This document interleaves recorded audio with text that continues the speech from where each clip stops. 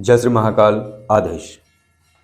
तो कई साधनाएं ऐसी हैं जिनको करने से व्यक्ति के जीवन में निश्चित रूप से परिवर्तन आता है, जिनका जीवन चक्र घर्षण में और घर्षण और समस्याओं के घेरे में फंसा हुआ है। तो उससे निकलने के लिए कई ऐसी साधनाएं हैं जिससे आप उनसे बाहर निकल सकते हो, उस घर्षण से बाहर निकल सकते हो, समस्याओं का निराकरण कर सकते हो। लेकिन मूल ये है कि हमें साधना करनी है, हमें सिद्धि करनी। कई ऐसी साधनाएं, कई ऐसी प्रक्रियाएं हैं। आप कोई भी दवा लेते हो, दवा खाते हो, और दवा अगर असर नहीं कर रही तो एक विशेष मंत्र होता है, उस मंत्र को सिद्ध कर लो। 11,000 मंत्र जाप से वो सिद्धि हो जाती है। वो सिद्ध हो जाने के बाद आप अपनी दवा पर 11 बार फूंक लगाइए, 7 बार फूंक लगाइए। सिद्ध करने के बाद आप 7 बार फूंक लगा देते हैं, फिर वो दवा खा लेते हैं। वो पूर्ण रूप से कार्य करती है। जो दवा पहले कार्य नहीं कर रही थी, आपके रोग के निवारण हेतु जो दवा आप ले रहे थे वो कार्य नहीं कर रही थी, आपकी समस्याएं दूर नहीं हो रही थी। लेकिन अगर आप ये प्रक्रिया कर लेते हैं, उस मंत्र को 11,000 मंत्र जाप करके, उस मंत्र का 11,000 जाप करके आप उसे सिद्ध कर लेते हो, तो सिद्ध करने के बाद उस दवा पर आप 11 फूंक लगाकर, 7 फूंक लगाकर आप उस दवा को लेते हो या किसी अन्य को देते हो, तो दवा उसके ऊपर पूर्ण रूप से काम करेगी और उस रोग का निवारण हो जाता है।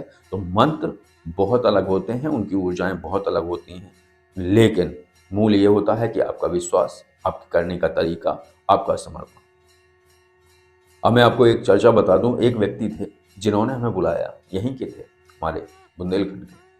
तो उन्होंने बुलाया, मैं गया उनके यहाँ, क्योंकि बात यह है कि यहाँ लोग परिचित हैं, बुला लेते हैं, मैं चला जाता हूँ। परिचित थे वो। तो उनकी जो पत्नी थी वो बैठी सामने। तो उन्होंने कहा, बुजुर्ग हैं, लगभग 45-50 वर्ष के आसपास उनकी उम्र है। तो वो पंडित जी थे, तो वो चले गए किसी कार्य से, वो हैं बैठे। बोले, भैया हम बहुत परेशान हैं। तो मैंने कहा, भाई क्या दिक्कत है? ये दिक्कत है, वो दिक्कत है, वो दिक्कत है। 4-6 दिक्कतें उन्होंने बताई। तो मैंने शक्तियों के माध्यम से प्रश्न किया और इसका एक उत्तर आया कि पहले इनका जो सिस्टम है उसको बल देना पड़ेगा, क्योंकि ऊर्जाएं तो हैं इनके घर में और समस्याएं दे रही हैं। तो पहले ऊर्जाओं को हटाना पड़ेगा। अब मैंने कई बार आपको बताया कि एक छोटे शिवलिंग होते हैं। आप अपने घर में लगभग 4 से 5 इंच की मूर्ति अपने घर में स्थापित करिए। शिवलिंग सफ़ेद रंग के हों। अगर नंदी बाबा हैं अच्छी बात है, नहीं है तो कोई बात नहीं, शिवलिंग एक मूर्ति आप विराजित कर लीजिए। तो मैंने उनको बताया कि एक क्या होता है शिवलिंग विराजित करने से और बड़ी शिवलिंग विराजित करने में और छोटी में क्या समस्याएं हैं और क्या नहीं है, ये मैं बता देता हूँ।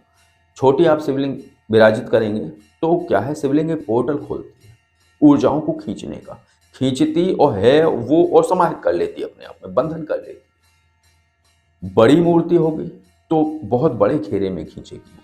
जैसे बड़ी है, 2 फुट की मूर्ति है, तो वो ज़्यादा एरिया से ऊर्जाओं को खींचेगी। तो क्या होता है कि आपके घर में ऊर्जाओं का आना शुरू हो जाएगा और जो व्यक्ति बीच में पड़ गया वो फंस जाता है। तो लोग कहते हैं शिवलिंग घर में नहीं विराजित करनी चाहिए। वो इसलिए नहीं विराजित करनी चाहिए क्योंकि ऊर्जाओं का खिंचाव होता है, यानी शिवालय घर में नहीं बनाना चाहिए। लेकिन आप 4 से 5 इंच की मूर्ति आप रखिए तो घर की समस्त नकारात्मक ऊर्जा, वो शिवलिंग, वो स्वरूप भगवान शिव का, बाबा महादेव का स्वरूप, उन सभी नकारात्मक ऊर्जाओं को अपने आप में खींच लेगा। तो मैंने उनसे कहा कि एक मूर्ति मंगा लीजिए उज्जैन से या कहीं से भी मंगा लीजिए, सफ़ेद पत्थर की हो, और उनको अपने घर में विराजित करिए। विराजित करने की प्रक्रिया ये है कि आप 3 अमावस्या या 7 अमावस्या तक लगातार रुद्राभिषेक कराइए। प्रत्येक अमावस्या को रुद्राभिषेक कराइए, सही पंडित से कराइए, पूरी रुद्री पाठ करे, कायदे से करे, एक नियमबद्ध तरीके से करे, और संगी से दूध की धारा रुकनी नहीं चाहिए। एक 2 से ढाई घंटे लगते हैं एक रुद्राभिषेक में, और हवन आदि करने में 3 घंटे के आसपास समय लग जाता है। तो मैंने कहा उनसे, सुनते रहे। फिर मैंने उनको बताया, मैं चला आया। तभी फिर फ़ोन आया किसी के पास, जिन्होंने मुझे वहाँ लेके गए थे, उनके पास फ़ोन आया। बोले, भैया उनको तय कर लीजिए, वो लिख के दे दें कि अगर हमारी समस्या दूर हो तो हम ये कराएंगे, समस्या दूर ना हो तो हम ये ना कराएंगे, वो लिख के दे दें। तो अब आप समझ सकते हैं कि लोगों का एक तो क्या है कि फ्री में अगर आप उपाय बताते हैं तो इस तरीके के उत्तर आते हैं। मुझे एक बात बताइए, कोई कहे कि आप अपने यहाँ कथा कराइए प्रति पूर्णिमा को सत्यनारायण भगवान की, अगर आप अपने यहाँ कथा कराते हैं तो भैया उसका पुण्य हमें थोड़ी लेना है, हमने थोड़ा तुमसे कुछ पैसे ले लिए। तो लोगों का जो सोचने का तरीका है वो बहुत अलग है।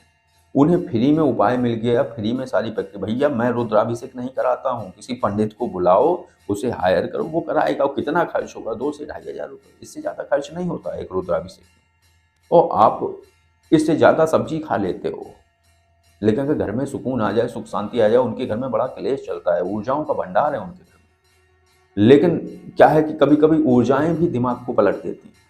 मैंने यही सोचा कि शायद जो है ऊर्जाओं के घेरे में वो फंस गए, इसलिए अनाप शनाप बातें कर रहे हैं। तो मैंने उनसे जो मध्यस्थता की थी, जिन्होंने, उनसे कहा कि उनसे बोल दीजिए वो कुछ नहीं जानते हैं, आप निश्चिंत रहिए, किसी और को देख लीजिए, वो आपकी समस्याएं दूर कर देगा। मैंने उनसे ये कहा, भाई प्रभुता की मुझे आवश्यकता नहीं है कि कोई मुझे कहे कि मैं बहुत जानकार हूँ। मैं जानकार हूँ ही नहीं, मैं कौन होता हूँ? क्योंकि शक्तियाँ किसी की गुलाम नहीं है। मैं केवल समर्पित भाव से उनको भजता हूँ और उनसे प्रार्थना लगा देता हूँ, लोगों के कार्य हो जाते हैं। उनसे प्रश्न कर लिए, उत्तर प्राप्त हो गए। तो ये सारी चीज़ें होती हैं। तो जब भी आप कोई भी साधना करो, कोई भी सिद्धि करो, उसकी आवश्यकता अनुसार करो कि आपके जीवन में आवश्यकता क्या है। अनर्गल चीज़ों को खींचो मत, जिनकी आवश्यकता नहीं हो उनको करके मत बैठो। कई लोग हैं, लोना चमारन सिद्धि कर ली, मरई माता सिद्धि कर ली, घटोइया सिद्धि कर ली, शीतला माँ की सिद्धि कर ली। भाई आवश्यकता क्या है? बाबा महादेव का भजन करो, इससे आपके जीवन में सुख शांति आएगी। लेकिन वो साधनाएं कर लो जिनकी आवश्यकता है, जैसे कार्य सिद्धि साधना हो गई, जैसे कोई सुनने वाली, जैसे अगर आपको लगता है कि मानस सिद्धि करनी चाहिए तो वो आप मानस सिद्धि कर लो। जैसे आपको लगता है कि महातंत्र काट साधना करनी चाहिए, जिससे मैं लोगों को ठीक कर सकूं, या मैं तलवार लगा सकूं, मैं नकारात्मक ऊर्जाओं को पकड़ सकूं, बड़े बड़े तंत्रों को काट सकूं, तो आप महातंत्र काट साधना कर लीजिए। अगर आपको लगता है कि कहीं प्रार्थना लगानी है, बिजनेस में आगे बढ़ना है, ग्राहक खींचने हैं, या लोगों के कार्य लेने हैं, अर्थ से जुड़े हुए, धन से जुड़े हुए, तो आप ये साधना कर सकते हो, महापिशाच साधना कर सकते हो। और अगर आपकी शत्रु ज़्यादा परेशान कर रहे हैं तो आप महागिया बेताल साधना कर सकते हो। लेकिन ज़रूरत के हिसाब से जो आपको आवश्यकता है वो साधना करिए। इकट्ठा करने से कोई लाभ नहीं है। भाई आप मसान साधना कर लो, क्या लाभ है मसान साधना करने से? है भी और नहीं भी। भाई दूसरे को परेशान करना है तो एक भीषण तरीके से करो। फिर कालिया जिन्न को सिद्ध करो, कालिया जिन्न बाबा की साधना करो, उससे फिर आप परेशान भी कर सकते हो, धन के लाभ भी ले सकते हो उस साधना से। अब मसान से आप कर लोगे, दूसरे को चक्कर आएगा, दूसरे को घर्षण होगा, दूसरे के दिमाग में उथल पुथल मची रहेगी, इससे क्या हो लाभ है? फिर थोड़ा ज़्यादा चोट दो उसको।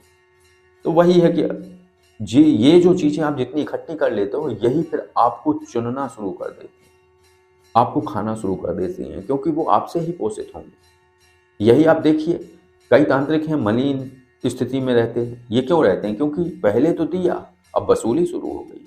तो जितना आप इकट्ठा करेंगे उससे आप घर्षण में ही जाएंगे। वैदिक और तांत्रिक 2 पद्धतियां हैं, ना आप वैदिक में जाओ ना आप तांत्रिक में जाओ।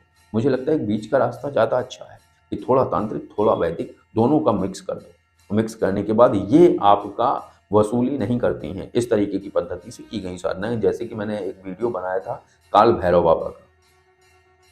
तो एक महत्वाकांक्षी साधक था जिसने अपने गुरु से जुड़े हुए जितने भी गुरु भाई थे सबके जीवन पे संकट पैदा कर दिया।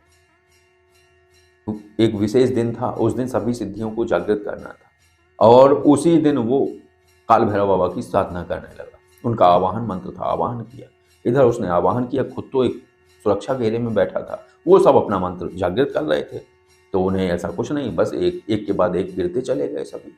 किसी के नाक से खून आ रहा था, किसी के मुंह से आ रहा था। जब गुरुदेव दौड़े तब उन्होंने उन सभी को बचाया।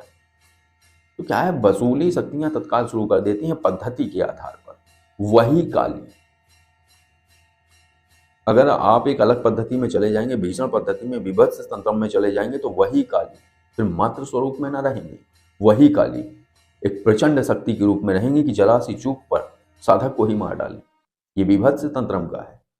आसुरी पद्धति का अपना अलग है, लेकिन एक मध्य की है योगेश्वर पद्धति, वो बहुत अलग है। इसमें लाभ तो थोड़ा देर से आएगा, लेकिन वसूली, घर्षण और मारक प्रक्रियाएं नहीं प्रकट होंगी साधक के साथ।